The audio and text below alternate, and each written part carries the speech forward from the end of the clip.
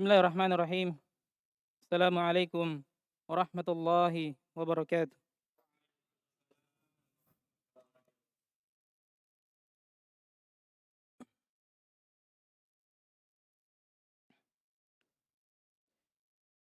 Innal hamdalillah nahmaduhu wa nasta'inuhu wa nastaghfiruh wa na'udzu billahi min shururi anfusina wa min sayyiati a'malina. May yahdihillahu fala mudilla lahu wa man yudlil fala hadiya lahu. Ashhadu an la ilaha illallah wahdahu la syarika lah wa ashhadu anna Muhammadan abduhu wa rasul la nabiyya ba'dah. Qala Allah ta'ala fi kitabihil karim, ya ayyuhalladzina amanu taqullaha haqqa tuqatih wa la tamutunna illa wa antum muslimun. Wa qala jalla jalaluhu, ya ayyuhalladzina amanu taqullaha wa qulu qawlan sadida yuslih lakum a'malakum wa yaghfir lakum dhunubakum wa man yuti'illaha wa rasulahu faqad faza fawzan 'azima. Amma ba'd. Fa inna asdaqal hadithi kitabullah wa khairal hadi hadi Muhammadin sallallahu alaihi wa ala alihi wa sallam. Wa syarrul umuri muhdatsatuha fa inna kulla muhdatsatin bid'ah wa kulla bid'atin dhalalah wa kulla dhalalatin finnar. A'adzani Allah wa iyyakum min adzabin nar. Ma'asyiral muslimin rahimani wa rahimakumullah. Alhamdulillah, pada kesempatan kali ini Allah Subhanahu wa taala masih memberikan kita nikmat berupa waktu luang dan kesehatan, sehingga pada hari ini kita masih bisa melangkahkan kaki-kaki kita ke masjid, dari masjid-masjid Allah Subhanahu wa taala. Kemudian salawat serta salam kita aturkan kepada baginda Rasulullah sallallahu alaihi wa alihi wasallam, para sahabatnya serta orang-orang yang mengikuti beliau sampai akhir. Masyarul muslimin rahimani wa rahimakumullah. Allah Subhanahu wa taala itu menciptakan makhluk-makhluknya, iya, hamba-hambanya di permukaan bumi ini bukanlah sebuah hal yang sia-sia belaka. Bukanlah hamba itu diciptakan untuk mencari kesenangan dunia, memperbanyak keturunan, tidak jemaah sekalian, tidak. Allah Subhanahu wa taala berfirman, menyatakan dalam Al-Qur'an, "Afa hasibatum annama khalaqnakum abatha wa annakum ilaina la turja'un." Apakah manusia itu mengira? Apakah kalian mengira bahwasanya kalian dicipta itu dalam perkara sia-sia belaka? Wa annakum ilaina la turja'un, dan kalian tidak akan dikembalikan kepada kami. Ayahsabul insanu ayyutraka sudah.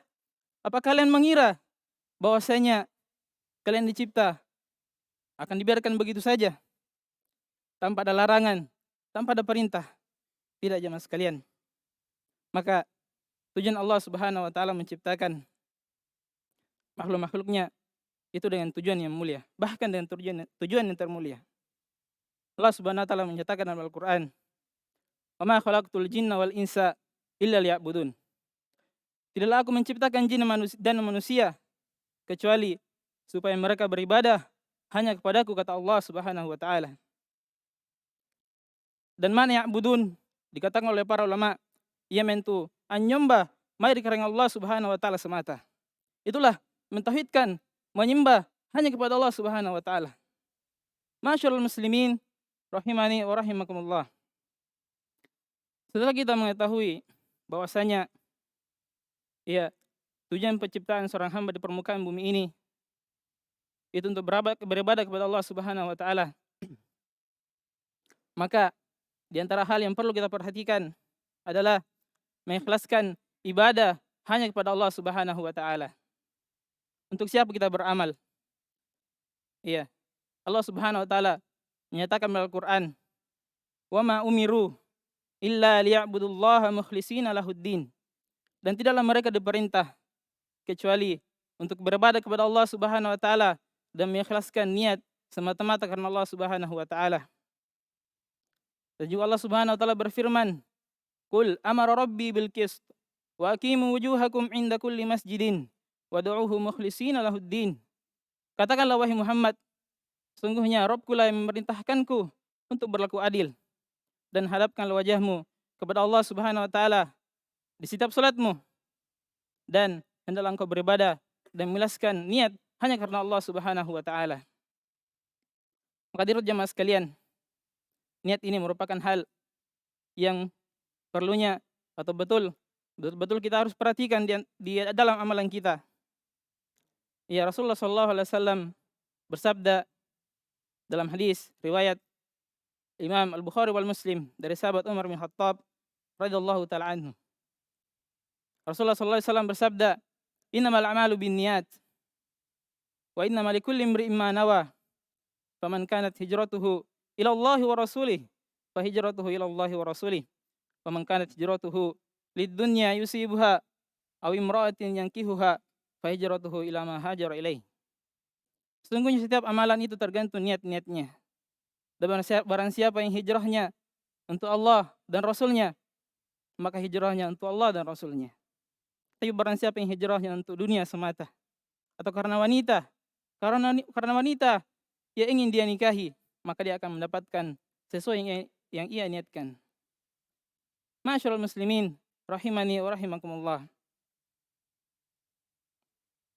Maka dari itu jamaah sekalian, mengikhlaskan niat kita dalam ibadah adalah sebuah perkara yang sangat luar biasa beratnya. Perkara yang berat. Tidak sembarang orang, tidak sembarang hamba diberikan keteguhan dalam satu amalan ini.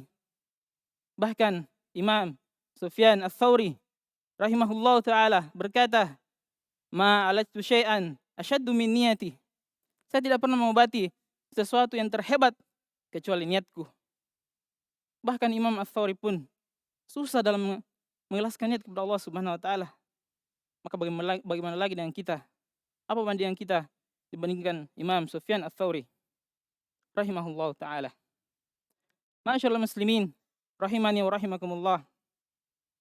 Maka niat ini merupakan perkara yang berat.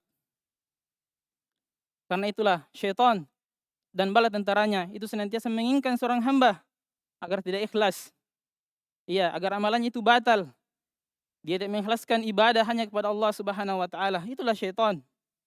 Iya, maka syaitan pun datang kepada seorang hamba itu dengan warna-warni riya. Terkadang seorang hamba dimasuki oleh syaitan dari sisi kelebihannya. Dia mempunyai suara yang indah.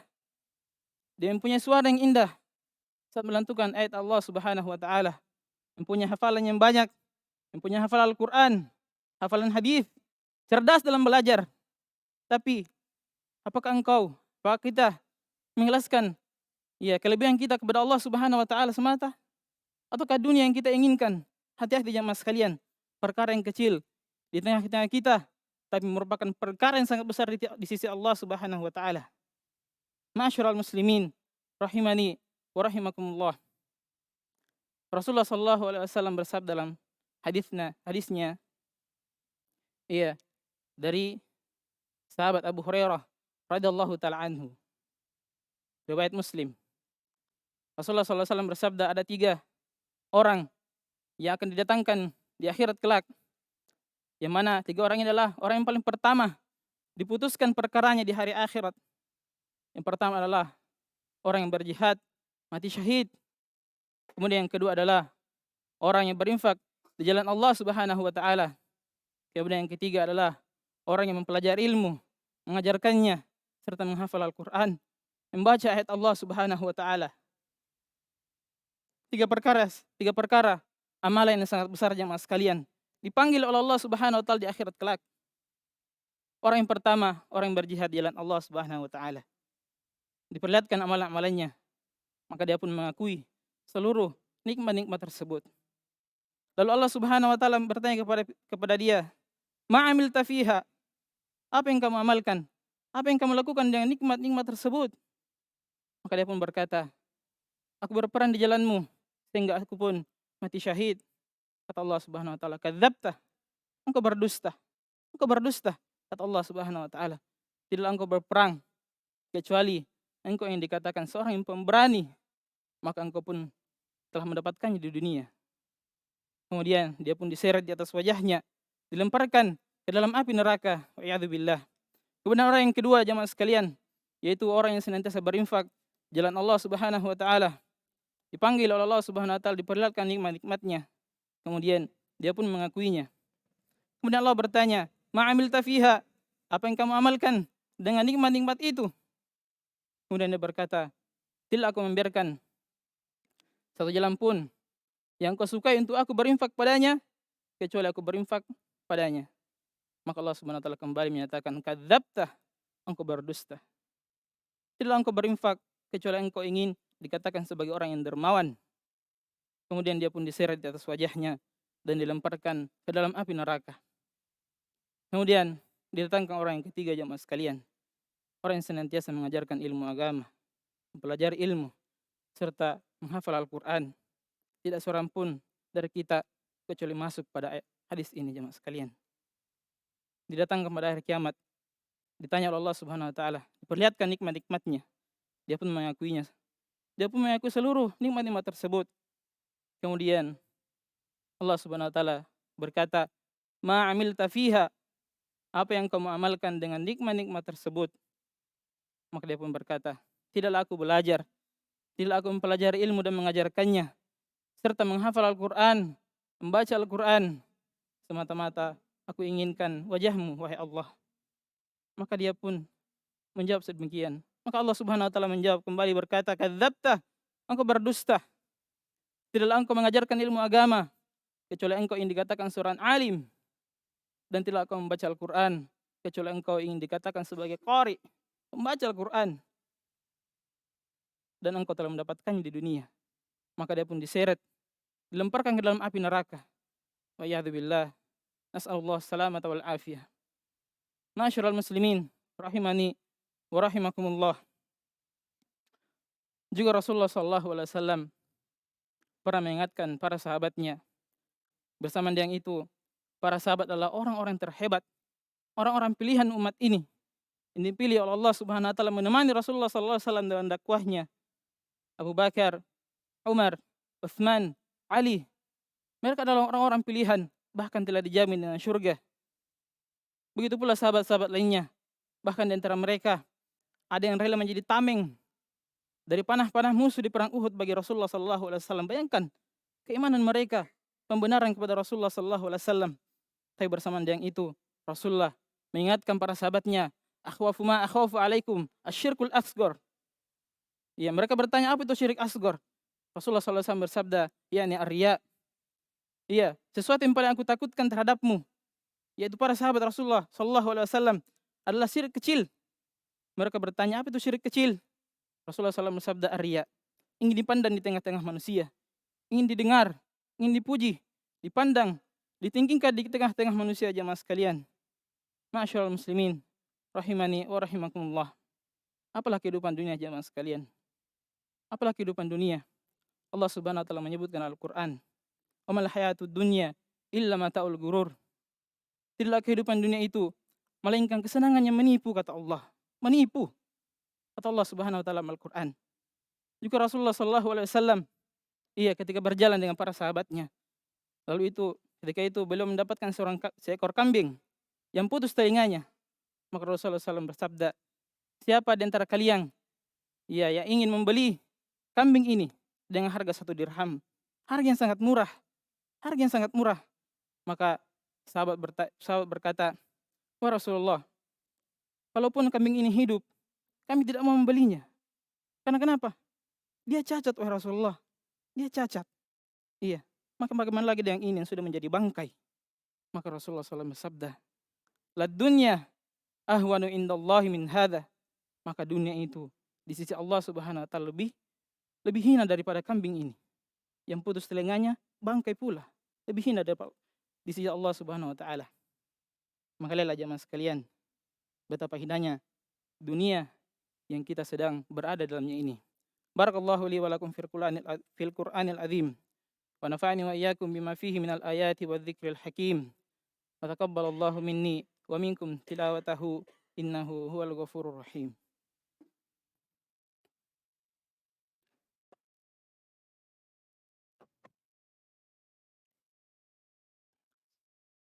Alhamdulillahi ala ihsani wa syukru lahu ala taufiqihi wa amtinani. Asyhadu an la ilaha illallah ta'ziman li sya'ni wa asyhadu anna Muhammadan abduhu wa rasul. الداعي إلى رضوانه. معاشر المسlimin rahimani wa rahimakumullah. Pada khutbah yang kedua ini kami akan menyebutkan sebuah kisah dalam Al-Quran, kisah dari salah satu Nabi Allah Subhanahu wa taala, kisah Nabi Yusuf alaihi salam, di mana ketika beliau digoda oleh istri Al-Aziz untuk melakukan perbuatan keji. Disebutkan dalam Al-Quran, warawadathu allati huwa fi baitiha an nafsih, dan tatkala wanita itu menggoda Nabi Yusuf di rumahnya, wa ghallaqatil abwab, dan pintu-pintu telah ditutup. Banyak pintu telah ditutup oleh wanita tersebut untuk melakukan perbuatan keji terhadap Nabi Yusuf alaihi salam. Bahkan dikatakan, wanita itu telah berhasrat pada Nabi Yusuf, sebagaimana Yusuf pun, Nabi Yusuf telah berhasrat kepada wanita itu. Walaqad hammat bihi wa hamma biha. Perempuan itu telah berhasrat kepada Nabi Yusuf, dan Nabi Yusuf pun telah berhasrat kepada wanita tersebut. Dikatakan oleh para ulama bahwasanya Nabi Yusuf memungkinkan bagi dia untuk melakukan perbuatan keji. Besar peluang pada waktu itu. Tapi apa kata Nabi Yusuf? Qala ma'adzallah. Saya berlindung kepada Allah Subhanahu wa taala. Laula ar-ra'a burhana rabbi, kadzalika linasrif anhu as-su'a wal fahsya. Sekiranya Nabi Yusuf tidak melihat tanda dari Rabb-nya, demikianlah kami palingkan Nabi Yusuf dari keburukan dan kekejian. Apa kata Allah Subhanahu wa taala di akhir ayat ini? Apa firman Allah Subhanahu wa taala? Apa amalan Nabi Yusuf yang menyelamatkannya dari kekejian ini? Allah Subhanahu wa taala berfirman, innahu min ibadinal mukhlasin. Sesungguhnya Nabi Yusuf itu adalah termasuk dari hamba-hamba kami yang ikhlas. Disebutkan amalan ikhlas jamaah sekalian, bukan amalan sholat, haji bukan, sedekah bukan, jihad bahkan bukan, akan tetapi ikhlas jamaah sekalian. Cukuplah ikhlas ini. Ayat ini menerangkan kepada kita bahwasanya ikhlas adalah perkara yang sangat penting dalam sebuah amalan. Perkara yang bisa menyelamatkan kita dari keburukan dan kekejian. Hadirin jemaah sekalian, kami mengingatkan diri kami pribadi, untuk senantiasa ikhlas dalam amalan. Karena ikhlas dalam amalan itu bisa membuat amalan itu besar. Sebagaimana rubba amalin kabirin tusaggiruhun niyah, rubba amalin sagirin tukabbiruhun niyah. Terkadang sebuah amalan itu besar itu menjadi kecil, dikarenakan oleh niatnya. Dan terkadang amalan yang kecil itu bisa menjadi besar, dikarenakan oleh niatnya pula. Masyarul muslimin rahimani wa rahimakumullah. Kemudian di antara sunnah Rasulullah SAW pada hari Jumat itu senantiasa bersalawat kepada baginda Rasulullah SAW. Inna Allah wa malaikatahu yusalluna ala nabi, ya ayyuhalladzina amanu sallu alaihi wa sallimu taslima. Allahumma salli ala Muhammad wa ala ali Muhammad kama sallaita ala Ibrahim wa ala ali Ibrahim innaka Hamidum Majid.